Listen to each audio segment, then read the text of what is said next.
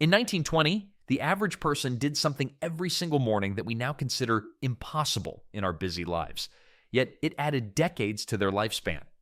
Today's centenarians share a secret pattern of 15 daily behaviors that seem almost primitive by our standards. But here's what's terrifying. Each habit we've modernized away has stolen years from our lives. Which one are you losing the most time to? Your great-grandmother probably walked more in a single day than most people do in a week. She didn't have a car sitting in the driveway or an elevator to carry her up 3 flights. Every trip to the store meant walking there and back, often carrying heavy bags that would make today's gym goers sweat. But here's the thing, she never called it exercise. Walking was just life. Need bread, walk to the bakery, want to visit your sister, walk across town, forgot something upstairs? Well, those legs better start moving. The average person back then easily hit 10,000 steps daily without even thinking about it. No fitness trackers, no step counters, just natural movement woven into every single day.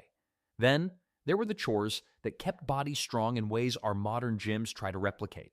Chopping wood worked the core better than any expensive machine. Hand-washing clothes gave arms and shoulders a workout that would humble today's fitness enthusiasts.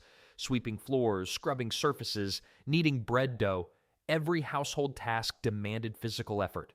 Your grandmother's daily routine was basically a full-body workout disguised as normal life. Gardening deserves special mention here. Digging, planting, weeding, harvesting. This wasn't just a weekend hobby, it was survival. People spent hours bent over vegetable patches, carrying water buckets, and hauling tools around their yards. Their hands stayed strong from gripping shovels, their backs stayed flexible from constant bending, and their legs stayed powerful from squatting down to tend plants. Makes our fancy yoga classes look pretty tame, right? But what's really fascinating is how gentle most of this movement was. No one was sprinting on treadmills or lifting massive weights until their muscles screamed. Instead, they moved consistently throughout the day at a moderate pace. Walk to the market, carry groceries, climb stairs, sweep the porch, tend the garden, walk to visit neighbors. This constant, gentle activity kept their hearts pumping steadily for hours. Modern research backs up what our ancestors stumbled upon by accident. Studies show that people who incorporate gentle, consistent movement throughout their day live longer than those who sit all day and then hammer themselves at the gym for an hour. The body loves steady, natural movement, not extreme bursts followed by long periods of sitting. Well, here's the kicker. They never separated exercise time from lifetime. Movement wasn't something you scheduled between other activities. It was the activity. Need to communicate with someone? Walk over and talk to them. Want entertainment? Take a stroll through town and see what's happening. Feeling restless? Head outside and find something that needs doing. This natural movement kept their joints flexible, their muscles engaged, and their circulation flowing smoothly well into old age. They didn't need to remember to stretch because their daily activities stretched them naturally. They didn't worry about cardio because their hearts were already getting steady, gentle exercise all day long.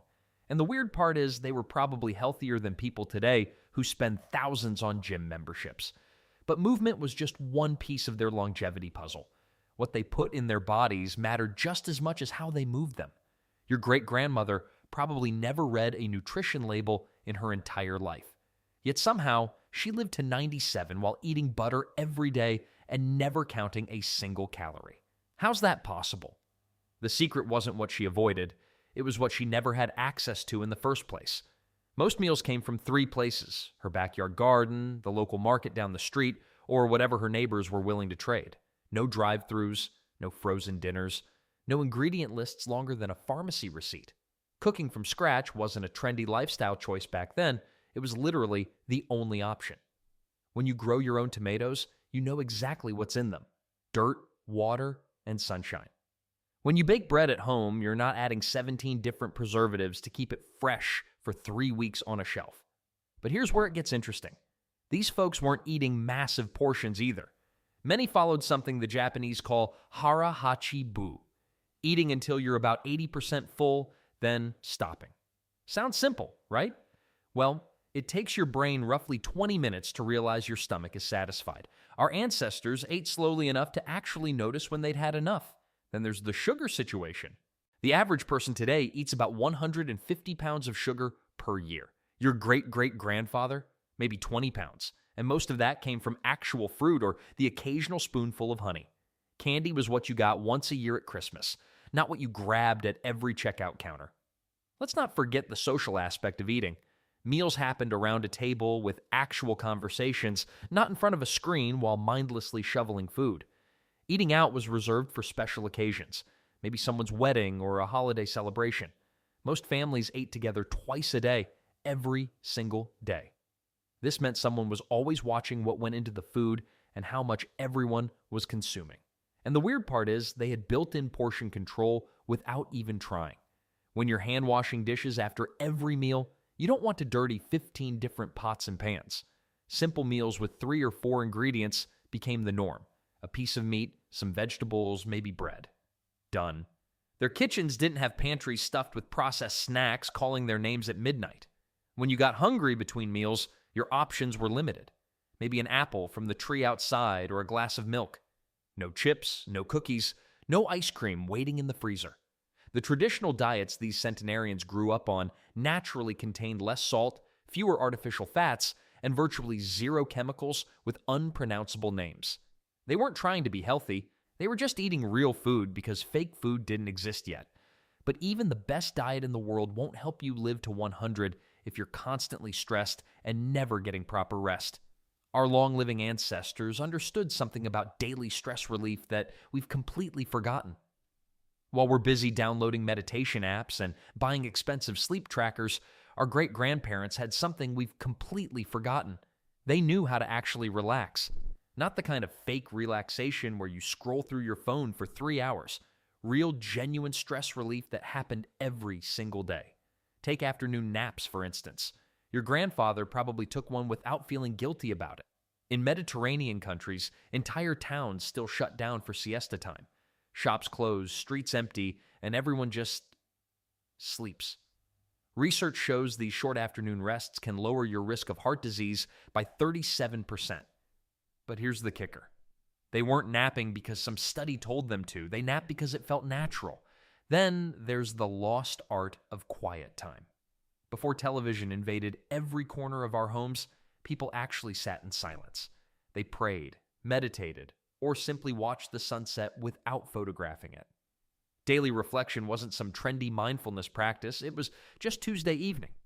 Many centenarians mentioned spending at least 20 minutes each day in complete quiet, letting their minds wander or focusing on gratitude. Laughter filled their evenings in ways that might surprise you. Families gathered not to binge-watch Netflix, but to tell stories, share jokes, and genuinely enjoy each other's company. Your great-aunt's ridiculous story about the neighbor's escaped chickens wasn't just entertainment, it was medicine. Laughter releases endorphins, reduces cortisol, and strengthens your immune system. Who knew comedy could be preventive health care? Sleep routines were sacred back then. People went to bed when it got dark and woke up with the sun. Sounds boring? Maybe. But their sleep quality was incredible. No blue screens keeping their brains wired, no late-night snacking, no staying up until 2 a.m. watching conspiracy theories on YouTube. They had what sleep researchers now call perfect sleep hygiene without even trying. But here's what's really fascinating about stress relief in earlier generations. Faith and gratitude weren't weekend activities. Whether through organized religion, personal spirituality, or simple thankfulness, most long-lived people had daily practices that put their worries in perspective. They didn't need scientific studies to tell them that grateful people live longer. They just knew that counting blessings beat counting problems. The weird part is how naturally all this happened. Stress relief wasn't scheduled between CrossFit and meal prep. It was woven into regular life like threads in fabric. A prayer before dinner, a chat with neighbors on the porch, a good laugh over something silly. These moments added up to remarkable resilience. Modern research confirms what they lived instinctively. Chronic stress literally shortens your life by damaging your DNA, but regular relaxation repairs this damage and can add years to your lifespan. Makes sense, right? While daily stress relief kept their minds calm and bodies healthy, there's another secret that gave these long-lived people something even more powerful than relaxation. Something that got them out of bed every morning with energy and excitement, no matter their age. Your great-grandfather probably never needed a life coach. Every morning, he'd wake up knowing exactly what needed doing. Feed the chickens, fix the fence, check on Mrs. Henderson next door. Simple tasks, but they gave his day backbone. Here's what modern science missed for decades. Having daily purpose literally rewires your brain for longevity. Japanese researchers tracked 13,000 people for 7 years and found something remarkable. Those with ikigai, their reason for getting up each morning, lived significantly longer than those just drifting through retirement. We're talking about adding 7 whole years to your life just by having something meaningful to do each day. But here's the kicker. These weren't grand, world-changing purposes. Most centenarians had wonderfully ordinary daily missions: tending a small garden, teaching grandchildren card games, repairing neighbors' broken items. The magic wasn't in the size of the task, it was in the consistency and meaning they found in it. Take Giuseppe, a 104-year-old Italian shoemaker who still repairs shoes 3 days a week. Not because he needs the money, but because shoes tell stories, and every repair gives them another chapter. That's purpose wrapped in routine, delivered with a side of poetry. Well, the routine part matters more than most people realize. Your ancestors didn't suffer from decision fatigue because their days followed predictable patterns: morning chores, afternoon work, evening family time. This structure freed up mental energy for what actually mattered: relationships, creativity, problem solving. Modern research backs this up beautifully. When you establish consistent daily routines around meaningful activities, your stress hormones drop and your immune system strengthens. Your brain stops wasting energy on what should I do next and starts focusing on how can I do this better. And the weird part is how small these purposes could be. Eleanor, 98, credits her longevity to solving one crossword puzzle every morning for 43 years. My brain expects it now, she laughs. Skip a day and I feel completely lost. That daily mental challenge became her anchor, her non-negotiable appointment with herself. Then, there's the craft element that kept hands busy and minds sharp. Quilting, woodworking, knitting. These weren't just hobbies. They were daily practices that demanded focus, creativity, and skill development. Research shows that people who engage in complex hand activities maintain better cognitive function well into their 90s. The duty aspect ran deeper than personal satisfaction. Previous generations felt genuine responsibility for their families and communities. This wasn't burden, it was fuel. Having others depend on you creates powerful motivation to stay healthy, alert, and engaged. When your family needs your wisdom or your neighbors rely on your help, giving up becomes much harder. Makes sense, right? Purpose gives you direction, routine gives you structure, and duty gives you accountability. Combined, they create an unshakable foundation for long life. But having purpose and routine means nothing if you're isolated and alone. The next piece of their longevity puzzle involves something we've largely abandoned today. Your great-grandmother probably never ate dinner alone, not because she was popular at some fancy restaurant, but because meals were family affairs. Period. Everyone gathered around one table, shared the same food, and talked about their day. No phones buzzing, no Netflix playing in the background, just people being people. But here's what researchers discovered that'll blow your mind. Those daily dinner conversations might have been more powerful than any medicine. Studies show people with strong social connections live up to 50% longer than those who are isolated. Makes sense, right? When you have people who care about you, stress melts away faster than butter on hot toast. These centenarians didn't just eat together. They worked together too. Neighbors helped each other harvest crops. Women gathered to can vegetables for winter. Men fixed each other's roofs without expecting payment. Community wasn't some abstract concept. It was survival wrapped in friendship. And the weird part is how naturally it all happened. Nobody scheduled quality time with family. They lived it every single day. Grandparents shared stories while shelling peas. Kids learned life lessons while helping with chores. 3 generations under one roof wasn't cramped. It was cozy. Then there's the visiting culture that's almost extinct today. People drop by unannounced just to check in. Not because someone was sick or dying, but because that's what neighbors did. They shared gossip, borrowed sugar, and offered help before anyone even asked. These weren't formal social events. They were the fabric of daily life. What strikes researchers most is how these relationships served as built-in stress relief. Bad day at work? Your sister was there to listen. Worried about money? Your neighbor had practical advice. Feeling overwhelmed? The whole community pitched in. No therapy appointments needed. Just real people offering real support. Living with extended family meant someone always had your back. Grandparents watched kids while parents worked. Adult children cared for aging parents. Everyone had a role. Everyone felt needed. Loneliness wasn't even a concept most people understood. But let's not forget the celebration aspect either.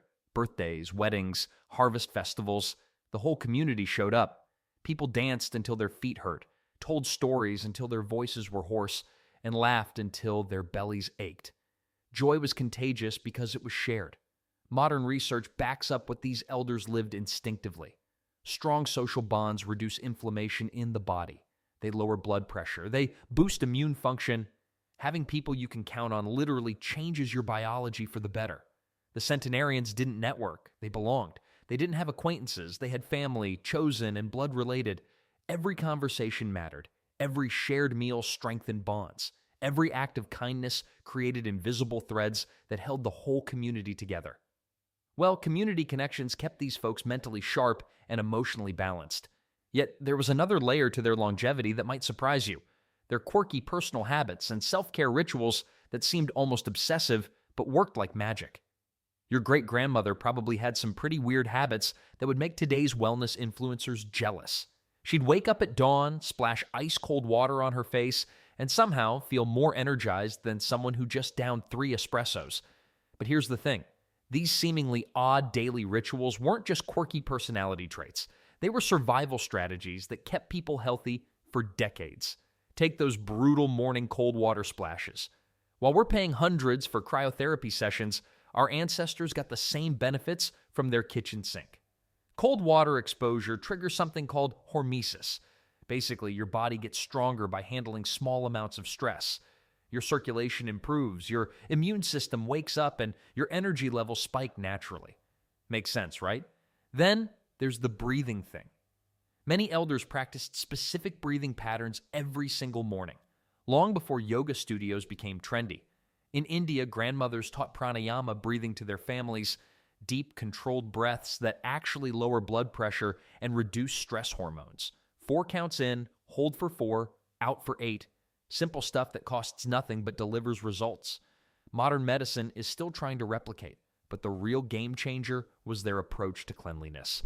These folks didn't just wash, they scrubbed everything with homemade soaps and natural ingredients. Lye soap, vinegar solutions, and herbs weren't Instagram-worthy, but they killed germs without destroying the good bacteria your skin needs. Weekly deep cleaning routines meant fewer infections and healthier living spaces. No fancy products required. Let's not forget their relationship with excess. Your great-great-uncle probably had the same small breakfast every day for 40 years. Not because he lacked imagination, but because he understood something we've forgotten. Consistency beats variety when it comes to health. Many centenarians followed personal rules that seemed extreme to others. No salt added to food. Ever. Daily walks, rain or shine. 1 small treat per week, if that. And the weird part is how seriously they took these tiny rules. A grandmother might refuse dessert for decades, not because she was dieting, but because she decided sugar was the enemy and stuck to it. This wasn't obsession, it was discipline that paid dividends in their 80s and 90s. These daily self-care rituals created a foundation that modern medicine struggles to replicate. Natural soaps kept skin healthy. Breathing exercises managed stress before it became chronic. Cold water treatments boosted circulation. Personal food rules prevented the slow poisoning that comes from processed everything. Well, the funny thing about all these odd habits is they work precisely because they were habits. Not weekend experiments or monthly challenges, daily practices that became as automatic as brushing teeth. The magic wasn't in the specific ritual, but in the unwavering commitment to doing something beneficial every single day for decades. Their self-care wasn't about pampering or relaxation. It was about maintaining the machine. But even the best daily habits mean nothing without the right environment to practice them in.